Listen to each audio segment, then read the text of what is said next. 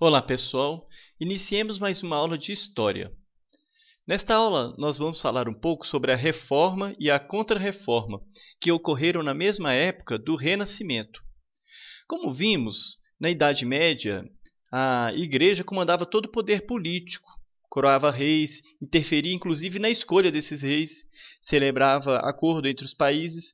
Por isso, ela acabou gerando um grande número de pessoas que ficaram descontentes com ela. Por exemplo, os reis e os príncipes. Eles viam na igreja um obstáculo para o seu fortalecimento real. E eles acabavam se opondo também às taxas cobradas pela igreja aos fiéis. Por outro lado também, nós tínhamos uma corrupção e despreparo do clero. Ou seja, corrupção em que sentido? Vários cargos do clero eram vendidos, por exemplo, o cargo de bispo, de cardeal, ou então pessoas poderosas que assumiam esses cargos, por exemplo, papas, eram geralmente pertencentes a famílias poderosas. Já os padres, eles tinham pouca instrução e tinham pouco preparo para poder orientar os fiéis. Nessa mesma época, aconteceu a famosa venda de indulgências e falsas relíquias. O que era isso? As relíquias eram coisas que eles consideravam sagradas, né? Aliás, as pessoas consideravam sagradas, né? Só que o clero vendia aquilo ali como se fosse. Por exemplo, vendia um pedaço de um osso de jumento, dizia que foi um jumento que foi montado por Jesus, um pedaço de pano envelhecido, dizendo que era o manto de Maria, um pedaço de madeira falando que é um pedaço da cruz, e assim por diante. Eram que eles chamavam de relíquias, né? E argumentavam que isso era importante para a fé dos fiéis e etc. Né? E os bispos e padres também vendiam indulgências. O que era indulgência? Era o perdão dos pecados, que era em troca de alguma doação de dinheiro para a igreja. Por exemplo, se você quer um pedaço do céu, você doa um dinheiro para a igreja que você vai ter esse pedaço do céu. Essas práticas abusivas de membros da igreja foram provocando uma grande insatisfação entre os cristãos de diferentes condições sociais e foram contribuindo para o surgimento de outras ideias que foram reformando essas ideias. É por isso que a gente vem da reforma. Entre os maiores críticos desta época, nós temos o John Wycliffe e o John Huss. Wycliffe ele se formou pela Universidade de Oxford e traduziu a Bíblia para o inglês, a língua de seu povo. Ele afirmava que havia um grande contraste entre o que a igreja era e o que ela deveria ser. Ele criticava, sobretudo, o acúmulo de riquezas por parte dos bispos e papas e a falta de instrução dos sacerdotes, exatamente o que eu acabei de dizer. Né? Então ele foi preso e levado a um tribunal religioso e foi acusado como herege. John Huss ele era um professor da Universidade de Praga. Ele foi um teólogo e brilhante orador. Ele se tornou conhecido por fazer seus sermões na língua de seu povo, o tcheco, língua para a qual ele também traduziu a Bíblia. Por seus ataques à corrupção e ao luxo do alto clero, ele foi excomungado, isto é, expulso da igreja. Foi preso e queimado vivo em 1415. Ainda hoje ele é visto por muitos tchecos como um mártir. E o famoso Martinho Lutero, que no início do século XVI, na região onde hoje é a Alemanha, se revoltou contra a venda de indulgências e discordou da doutrina católica. Era o início de um movimento conhecido como Reforma Protestante, ou seja, já iniciou lá atrás, mas com Martinho Lutero esse movimento ganhou força. Martinho Lutero ele nasceu em 1483 e recebeu de seus pais uma educação bastante rígida. Com 18 anos, ele entrou na universidade para estudar direito, só que se interessava mais pelo estudo da Bíblia e vivia preocupado com a salvação eterna. E ele trocou o curso de Direito pelo de Teologia e ingressou no convento agustiniano. Ele era muito estudioso e persistente, e aos 29 anos ele se tornou doutor em Teologia. Em 1517, o Papa prometeu que todo aquele que desse dinheiro para construir a nova Basílica de São Pedro, em Roma, receberia em troca a indulgência plena, isto é, o perdão de todos os pecados. Ele ficou indignado, pregou na porta da sua paróquia 95 teses de um documento que continha várias críticas à igreja. E ele foi insistindo nessas ideias e acabou sendo expulso pela igreja, pelo Papa. O imperador católico Carlos V, que governava a região da atual Alemanha, também considerou Martinho Lutero como herege e mandou queimar seus escritos. Então Lutero foi perseguido, acabou se refugiando na torre de um castelo e lá ele traduziu a Bíblia para o alemão e possibilitou inclusive que ela fosse lida por um número muito grande de pessoas.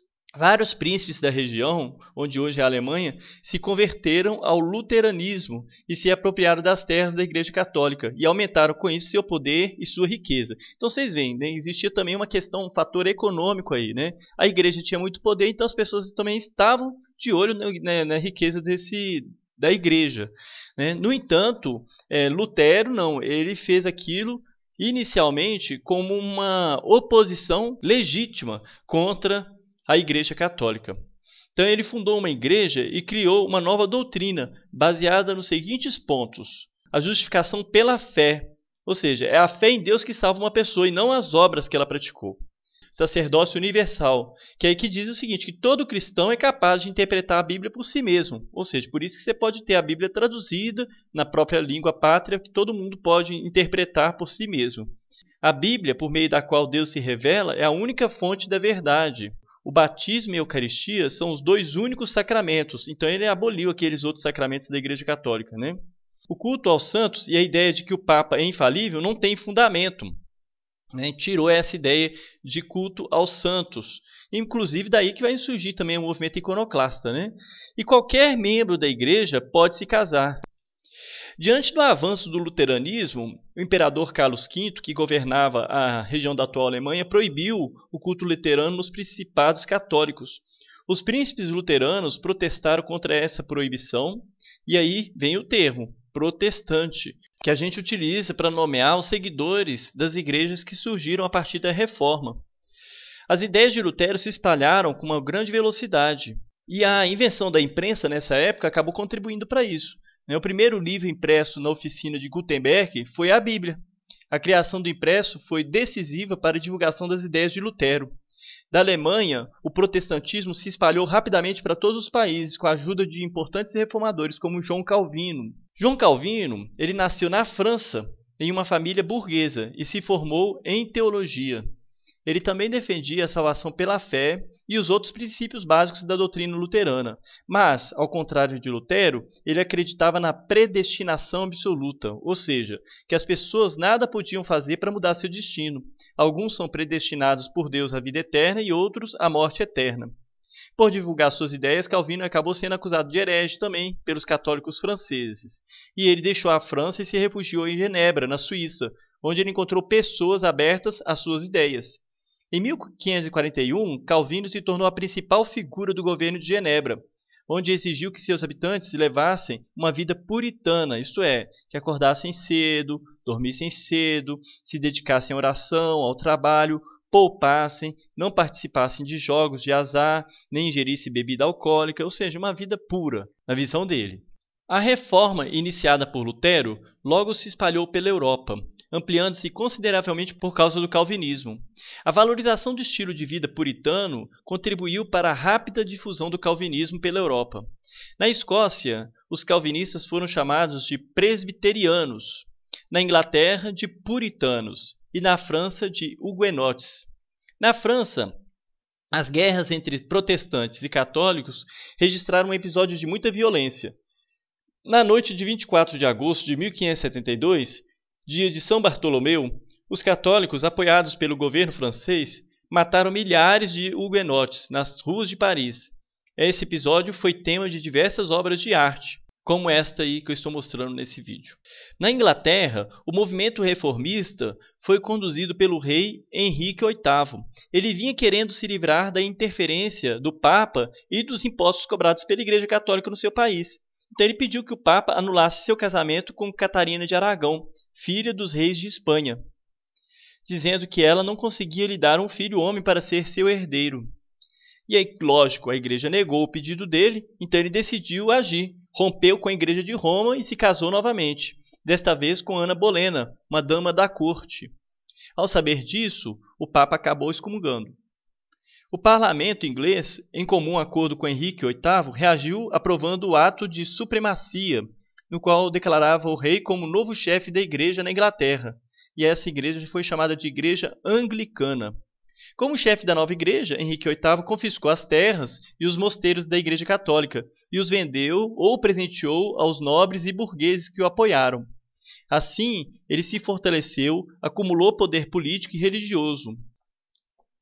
Para tentar conter o avanço do protestantismo, que vinha fazendo milhões de adeptos por toda a Europa, a liderança católica iniciou um movimento conhecido como Reforma Católica ou Contra-Reforma. Essa reforma foi impulsionada pelos jesuítas e pelo Concílio de Trento e fez uso da Inquisição. O que era a Inquisição? Era uma instituição de origem medieval que estipulava o modo como os inquisidores deveriam agir para localizar, interrogar hereges, convencê-los a se retratarem. Né? Tinham punições, né? Tinham torturas, verdadeiras torturas a quem se recusasse a se retratar. Tanto que Giordano Bruno foi queimado vivo em razão de não se retratar, quando defendeu o panteísmo e o heliocentrismo. Galileu Galilei, por exemplo, ele negou suas teses para não ser condenado também. A Ordem dos Jesuítas foi fundada em 1534 pelo militar espanhol Inácio de Loyola, que organizou seus membros dentro de uma rigorosa disciplina e obediência. Conhecidos como soldados de Cristo, os jesuítas dedicaram-se a divulgar o catolicismo na Europa e a evangelizar os povos da América, África e Ásia. Eles atuaram também na educação, criando uma rede de colégios em vários países do mundo, inclusive no Brasil, né, gente? O Concílio de Trento ele foi convocado em 1545 pelo Papa Paulo III e foi interrompido por várias vezes devido a guerras e uma peste que ocorreu naquela região da Itália. Ao final dos debates, o concílio rejeitou a doutrina da justificação pela fé de Lutero e a doutrina da predestinação de Calvino. E vai reafirmar, por exemplo, o poder do Papa, mantendo os sacramentos, os 7, e o culto à Virgem Maria e aos santos. Vai reconhecer os abusos praticados em seu nome, como a venda ilícita de indulgências. Vai propor a criação de seminários para instruir e formar os sacerdotes, para os padres terem uma formação e poderem atuar diante da comunidade. E vai reeditar o Índex, que é a relação de livros que os católicos estavam proibidos de ler. Muitas vezes esses livros eram queimados em grandes fogueiras. A partir do século XV, a Inquisição foi reorganizada com a criação do Tribunal do Santo Ofício, órgão da Igreja encarregado de vigiar, julgar e punir qualquer pessoa acusada de heresia. Às vezes bastava uma simples suspeita para que a pessoa fosse chamada a depor nesse tribunal. E conforme as suas respostas, ela era condenada à perda de bens, por exemplo, terra, casa, móveis, à prisão perpétua e até mesmo na morte na fogueira. A Inquisição agia, enfim, de modo intolerante e violento. O Tribunal de Santo Ofício se estabeleceu na Espanha, em Portugal e na Itália. Em Portugal, as principais vítimas do Tribunal do Santo Ofício foram os cristãos novos, isto é, os judeus que se convertiam ao cristianismo para fugir das perseguições das autoridades católicas. Mesmo assim, muitas vezes eles eram perseguidos pelo Santo Ofício sob a acusação de continuarem praticando o judaísmo às escondidas.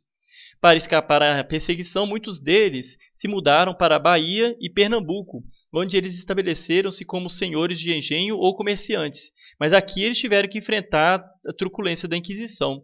Em 1591, ocorreu a primeira visita de um representante do Santo Ofício ao Brasil. Ele percorreu a Bahia, Pernambuco, Itamaracá, Paraíba, mandou prender vários cristãos novos, enviando-os a seguir para Lisboa. No Brasil, africanos e indígenas também foram denunciados como praticantes de feitiçaria e bruxaria. Os membros do Santo Ofício não aceitavam suas religiões, costumes e práticas. E aí vocês sabem qual era a punição, né? Era uma punição grave.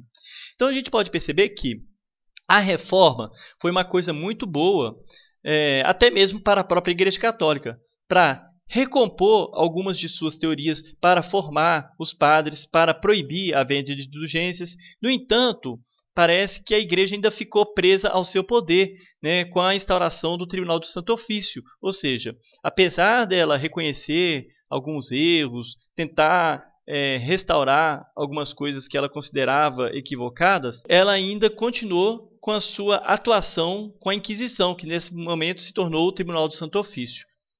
Então, gente, espero que tenha ficado claro. Qualquer dúvida, crítica ou sugestão pode deixar nos comentários, que vai ser um prazer ajudá-los a entender um pouquinho mais desse movimento que, até hoje, é objeto de grandes discussões. Até a próxima aula.